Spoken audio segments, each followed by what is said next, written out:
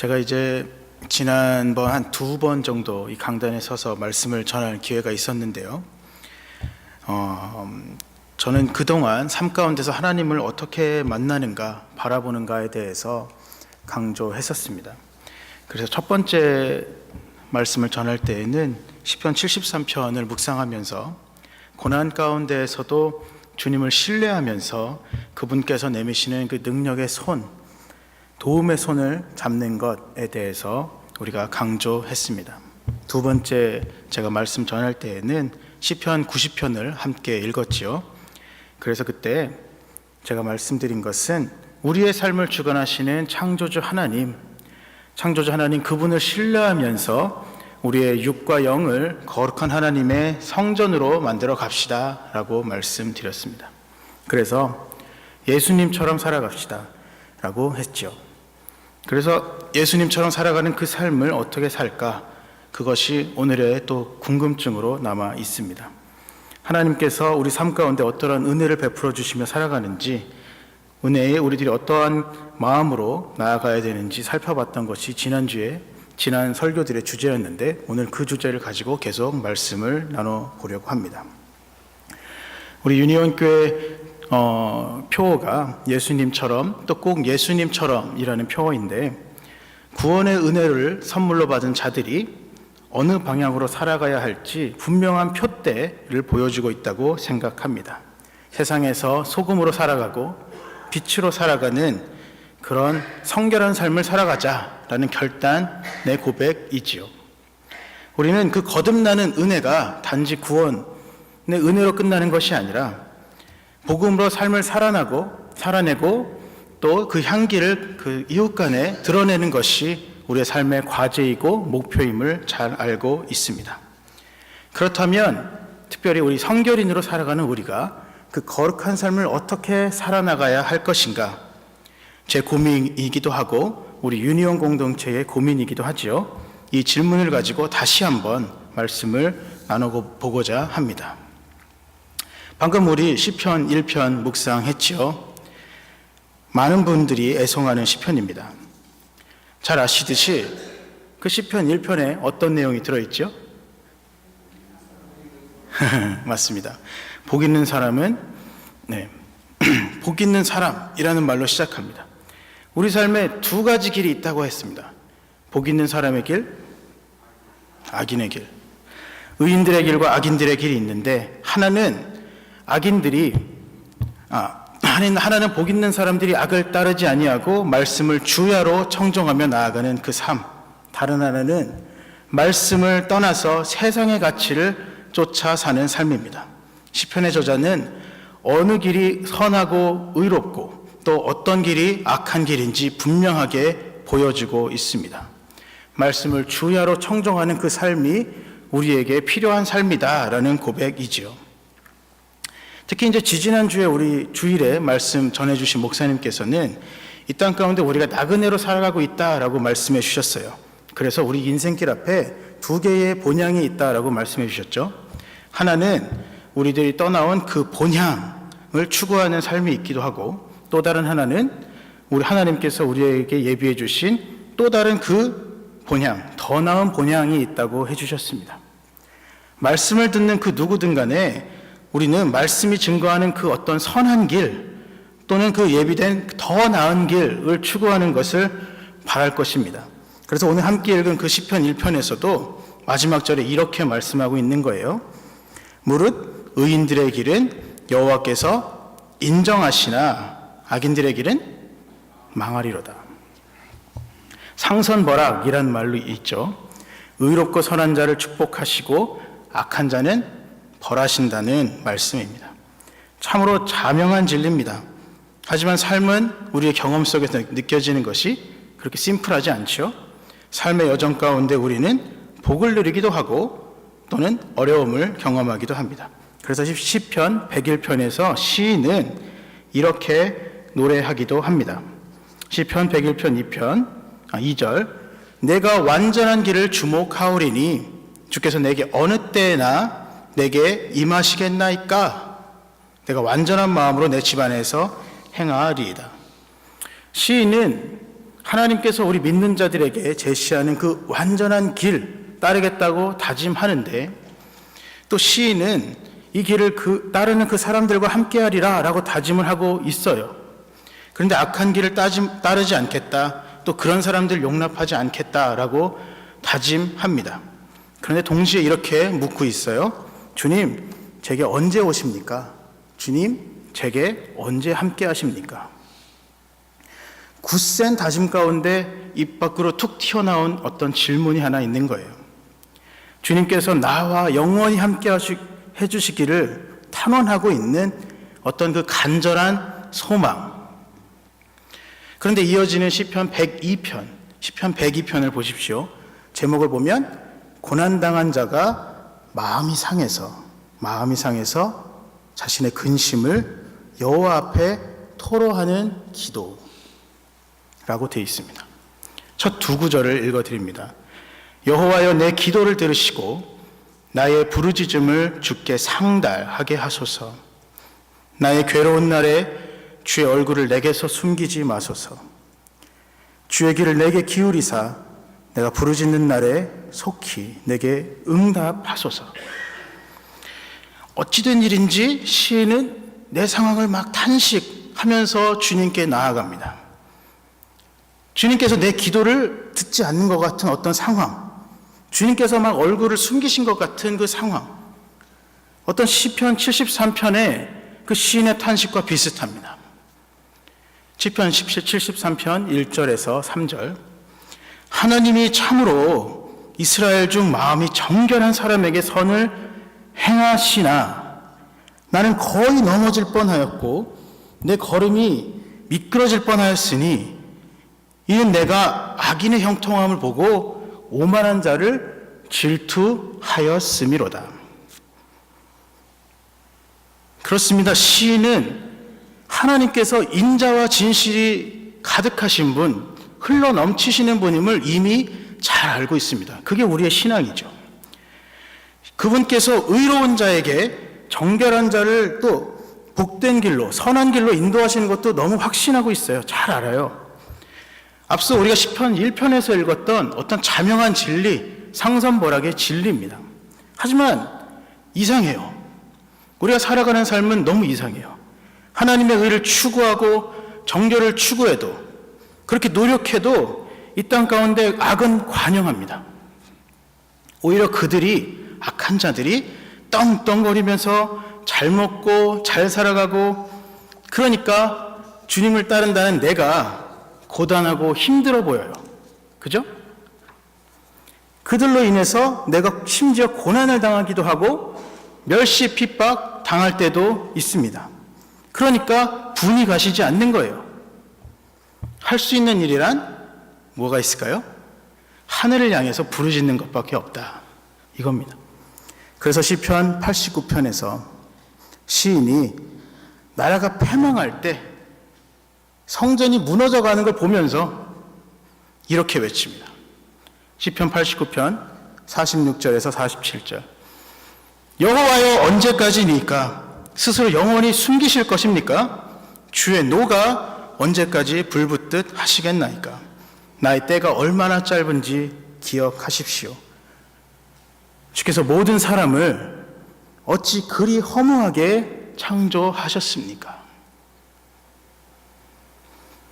대적들이 막 지금 나를 능멸하고 조롱하고 있는데 하늘은 조용하니까 답답하기만 합니다.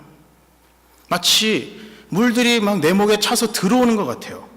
내 영혼까지 잠겨가는 느낌입니다. 발 디딜 곳도 없어요. 하염없이 나락으로 떨어지는 것 같아요.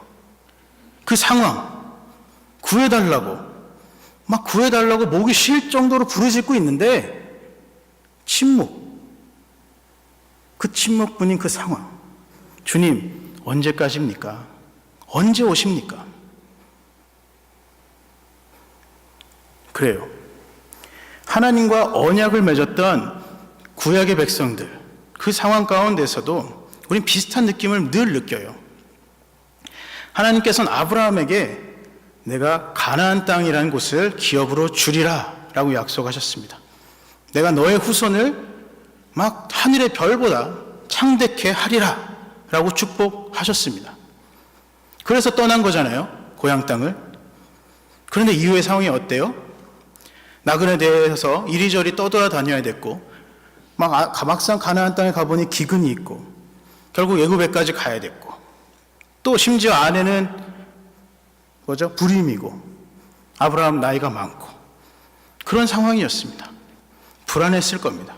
때로는 주님을 의심하기도 했을 텐데 그렇게 나아갔어요. 애굽을 탈출한 백성들, 그들도 마찬가지였어요. 더욱 솔직하게 주님께 나아가는 모습을 봅니다. 홍해가 갈라졌어요. 그 갈라진 홍해를 보면서 또 하나님의 기적을 체험했던 사람들, 하나님의 구원 역사를 까마득히 잊고 하나님을 시험하기도 하고 광야에서 하나님과 다투기도 합니다. 적반하장으로 주님께 나아가는 모습. 막상 광야에 도착하니까 물이 없었거든요. 음식이 없었거든요. 강하게 불평합니다. 애굽에서 풍요와 안락을 누리던 그때가 오히려 더 좋았다, 이렇게 말하기까지 합니다. 그렇습니다. 사람들은 그 풍요, 그 안락, 이야말로 우리가 하나님을 섬기기 위한 어떤 필요 조건, 그 필요 조건인 양 말하기도 합니다. 그러나 돌이켜보면 그 풍요의 시대에, 그 안락의 시대에 우리는 되려 하나님을 찾기보다 다른 것에 집중했던 것을 또 기억합니다. 성서는 명확히 그 이야기를 전달하고 있죠. 고대 이스라엘 왕들의 역사를 돌이켜 보십시오. 다윗도 왕위가 안정되고 또 영원한 축복을 받았을 때, 그때 얼마나 기분이 좋았겠어요. 그런 뒤에 결국엔 다시 미끄러집니다. 죄에게 빠져들고 밧세바와 동침하고 아들로부터 반역을 경험하고, 솔로몬도 마찬가지였습니다. 여로보암 2세라는 왕도, 아합 왕도, 우시야 왕의 때에도 북과 남왕국은 더할 나위 없는 번역을 경험했는데, 그러나 그들은 더욱더 교만했고 악의 길로 불의를 행했고 우상을 섬겼습니다. 결국 욕심이 잉태하여 죄를 낳고 죄가 장성한 즉 사망을 낳는다라는 말씀대로 행했습니다. 그래서 하나님께서 이렇게 탄식하는 것입니다. 하늘이여 들으라, 땅이여 귀를 기울이라. 여호와께서 말씀하시기를 내가 자식을 양육하였거늘 그들이 나를 거역하였도다. 소는 임자를 알고 나귀는 그 주인의 구유를 알건만은 이스라엘은 깨닫지 못하는도다. 이사야서 1장 2절에서 3절 말씀입니다. 사실 하나님께서 그 숨으시는 것 같은, 하나님께서 잠잠하시는 것 같은, 하나님께서 침묵하시는 것 같은 그 상황은 사실 우리가 그분의 말씀을 듣지 않고 우리가 그분의 말씀을 보지 않는 그 우리의 태도에 있을 것입니다. 우리가 스스로 눈과 귀를 닫을 때마다 하나님께서는 사실 막대기로 견책하시는 거예요. 그러한 시험을 통해서 사실 우리의 눈을 주께로, 우리의 귀를 당신께로 돌리자는 것이지요. 그러므로 시편 89편에 나오는 어떤 시인의 허무주의는 설 곳을 잃어버리는 거예요. 하나님은 고난과 시험을 통해서 당신의 백성을 연단시키는 것, 의의 길로, 말씀의 길로 인도하시길 원하시기 때문입니다. 그렇게 우리는 더더욱 열심으로 그분을 찾고 더욱 열심으로 부르짖어야 하는 것입니다. 시편 18편 6절 말씀입니다. 내가 환난 중에 여호와께 아뢰며 나의 하나님께 부르짖었더니 그가 그의 성전에서 내 소리를 들으시며 그의 앞에서 나의 부르짖음이 그의 귀에 들렸도다. 아멘. 사실 하나님의 때는 우리의 시간 개념과 다릅니다. 사실 우리는 하염없이 흘러가는 그 시간 속에서 그냥 우리가 발을 딛는 이 공간, 이 땅 속에서 살아가잖아요. 그렇게 분주하게 살다가 그냥 티끌로 돌아가는 것, 그것이 우리 본성이고 우리 인생입니다. 시편 90편 11절에서 12절에는 이렇게 되어 있습니다. 누가 주의 노여움의 능력을 알며 누가 주의 진노의 두려움을 알리까? 우리에게 우리날 계수함을 가르치사 지혜로운 마음을 얻게 하소서. 그렇습니다. 엎드리 겸손히 주님의 그 창조자 하나님의 전지전능하심, 무소부재하심을 깨달을 때 우리는 우리 삶이 한 줌의 티끌로부터 왔음을 깨닫게 됩니다. 그리고 그 하나님 당신의 때에 우리를 축복의 길로, 또 구원의 길로, 회복의 길로 이끄실 것을 확신하게 되는 것입니다. 주께 힘을 얻고 그 마음의 시온에 대로가 있는 자는 복이 있나이다. 그들이 눈물 골짜기로 지나갈 때에 그곳에 많은 샘이 있을 것이며 이른 비가 복을 채워주나이다. 시편 84편 5절에서 6절 말씀입니다. 참 신기하죠? 축복은 그 수많은 고난의 시간 가운데 눈물 흘리면서 주님을 꾸준히 찾은 자들에게 주어지는 겁니다. 하나님을 향한 변함없는 신뢰를 보여준 자들에게 주어지는 것입니다. 흔히 떠올리는 세상의 번영, 그것이 아니라는 것입니다. 이사야서 55장 6절에서 9절을 함께 읽어보겠습니다. 이사야서 55장 6절에서 9절입니다. 성경이 있으시면 찾아보겠습니다. 이사야서 55장 6절에서 9절 말씀입니다.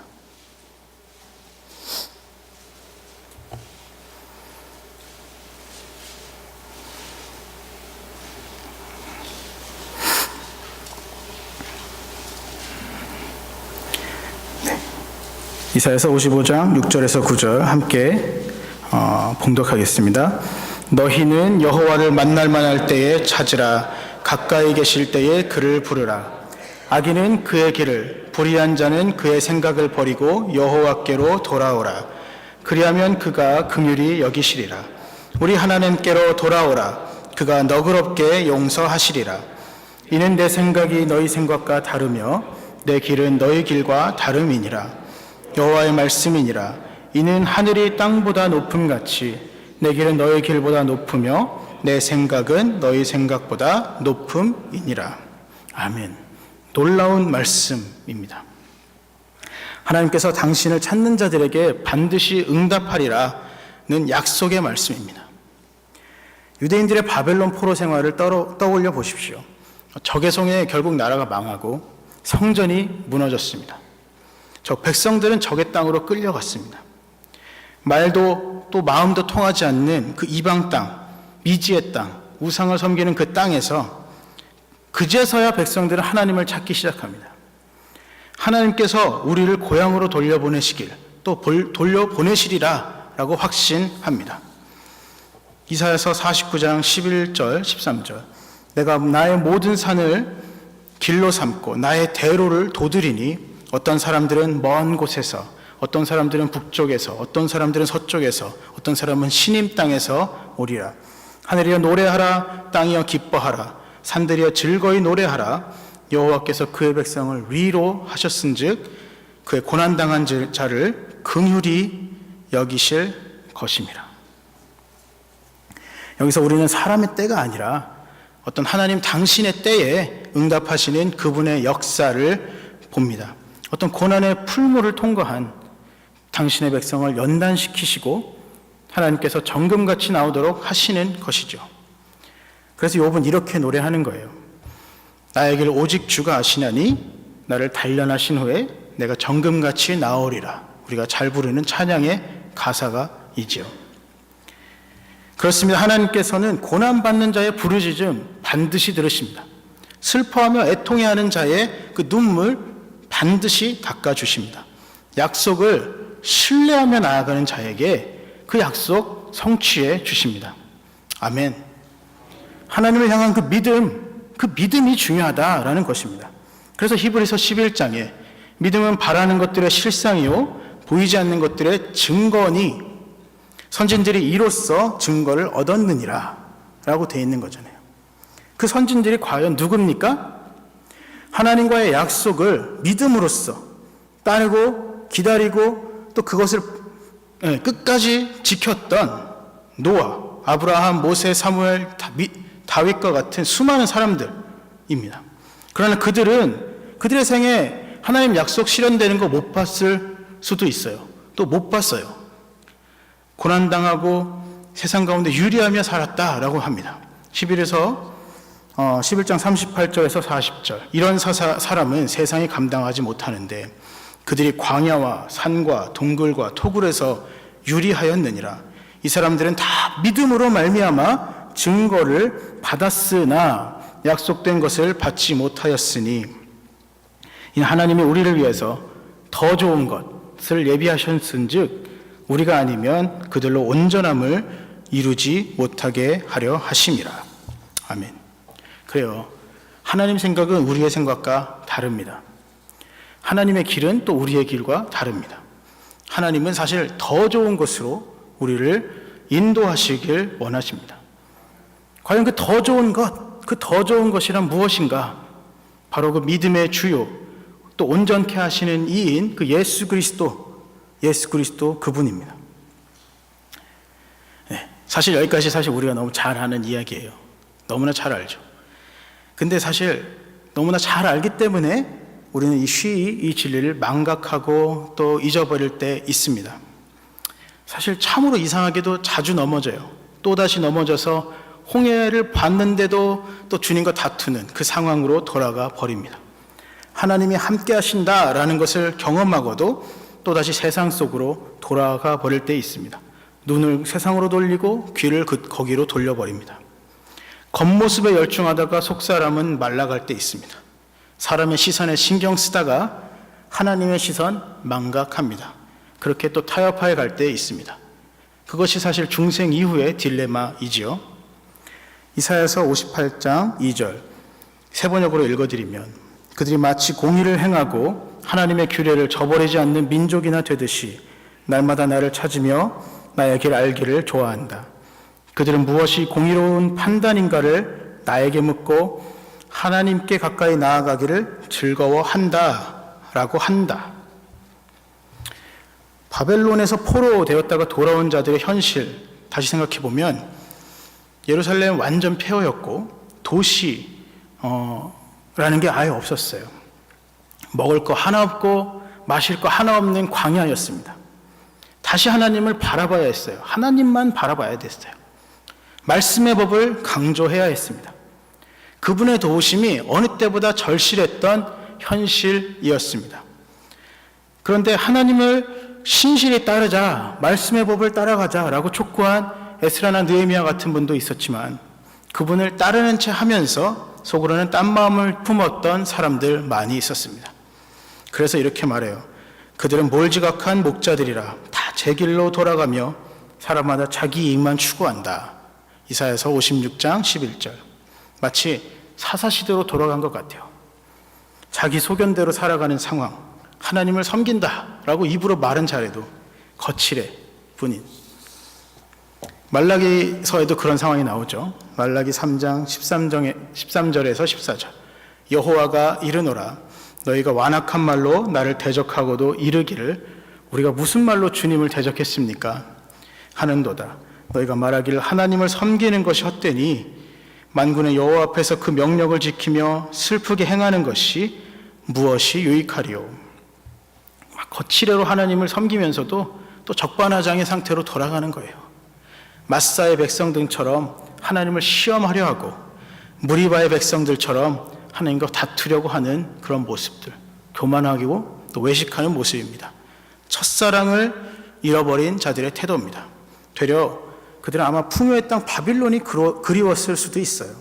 또다시 이런 탄식이 나오는 지경에 이릅니다. 신기하게도 말라기서 3장 15절은 시편에서 우리가 봤던 그런 탄식이 나옵니다. 지금 우리는 교만한 자가 복되다라고 하고 악을 행하는 자가 번성하며 하나님을 시험하는 자가 화를 면한다라고 하는 도다. 참 답답하죠. 의인이 죽을지라도 마음에 두는 사람이 없고 진실한 자들이 거두어감을 당할지라도 깨닫는 자가 없는 그 상황. 그럼에도 불구하고 하나님은 계속해서 기다리심을, 여전히 기다리심을 우리는 발견하는 거예요. 한 번 넘어져도, 두 번 넘어져도, 세 번 넘어져도 하나님은 기다리시는 거예요. 왜? 인자와 진실이 풍성하시고 넘치시는 분이기 때문에. 하나님은 노하시기를 더디하시고 인자와 진실로 우리를 지켜보심을 봅니다. 이 가운데 여호와를 경외하는 사람을 계속해서 찾으심을 봅니다.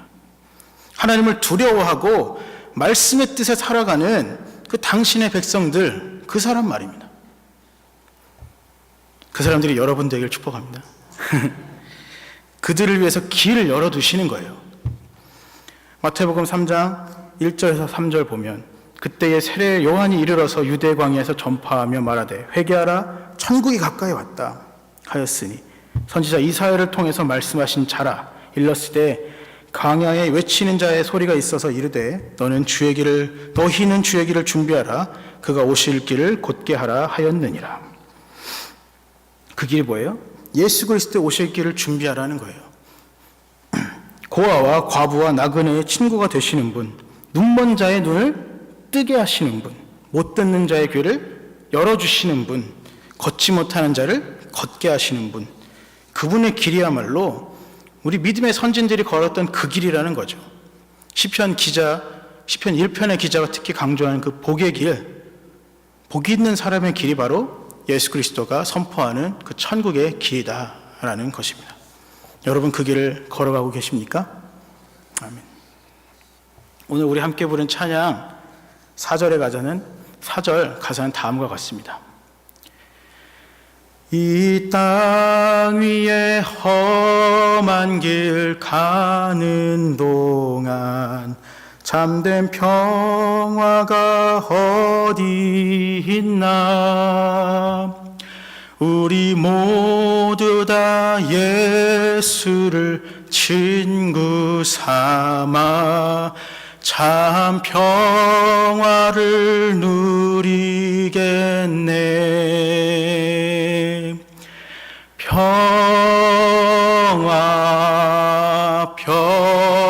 평화로다 하늘 위에서 내려오네. 그 사랑의 물결이 영원토록 내 영혼을 덮으소서. 우리들은 두 가지 길 앞에 늘 살아가고 있습니다. 하나는 의의 길, 하나는 악한 길. 믿음의 선진들은 또 시편의 시인들은 그 악을 피해서 하나님의 의를 따르고자 고군분투하며 살아왔습니다. 고난의 길목에서도 우리의 믿음, 그 믿음 하나 지키고자 힘과 열을 다했습니다. 그러나 우리 또한 안락과 풍요를 쫓다가 무너졌던 또 다른 길에 들어섰던 사람들의 이야기도 잘 알고 있습니다. 그들은 하나님을 저버리고 또 시험하고 심지어 다투기도 했습니다. 신자의 길, 믿는 사람의 길은 매우 좁고 협착하다 했습니다. 그 길은 십자가의 길이고 고난의 길입니다. 하지만 우리는 궁극적으로 하나님께서 우리를 당신의 그 큰 길, 대로로 또 구원의 대로로 인도하실 것을 믿으며 확신하며 나아갑니다. 이를 위해서 우리는 꼭 예수님처럼 살자고 다짐하고 또 다짐하고 또 그리고 그렇게 살아가는 것입니다. 그것이 바로 하나님 은혜로 매일을 성결하게 살아가는 사람의 그 마음가짐이요 삶이다라는 것입니다. 이제 한 달 후면 주님의 오심을 기억하고 기념하고 기다리는 대림절 다가옵니다. 우리의 삶 가운데 임마누엘의 은혜, 함께 하시는 주님을 기억하면서 세상 풍파 속에서도 넘어지지 않고 주님만 따르는 여러분 되시길 간절히 축복합니다.